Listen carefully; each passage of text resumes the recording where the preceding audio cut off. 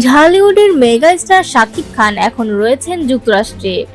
Cinema তাণ্ডবের আন্তর্জাতিক প্রচার, নতুন প্রজেক্টের প্রস্তুতি সব মিলিয়ে বেশ ব্যস্ত সময় পার করছেন তিনি।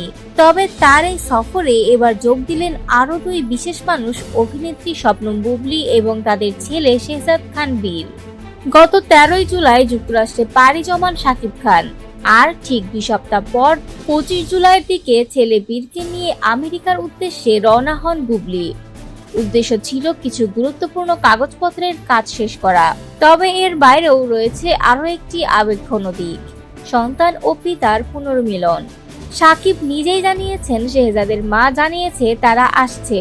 ছেলের কিছু দরকারি কাজ আছে, তার মায়েরও। যেহেতু আমি এখানে আছি, বাবা ছেলে মিলেই কিছু সময় কাটাতে পারবো। শুধু কাজ নয়, বরং এবার শেহজাদের জন্য কিছু স্মরণীয় মুহূর্ত উপহার দিতেই চান শাকিব। তিনি বলেন, সন্তানদের সঙ্গে সময় কাটানোর সুযোগ সব সময় হয় না। এবার সুযোগ পেয়ে চেষ্টা করব বীরকে নিয়ে কিছু স্মৃতি করতে। এই সফরের মাধ্যমে দীর্ঘদিন পর একসঙ্গে দেখা গেল শাকিব, বুবলী ও তাদের সন্তানকে। শাকিব খান অবশ্য জানিয়ে দিয়েছেন, সন্তানদের প্রতি তার ভালোবাসা সমান।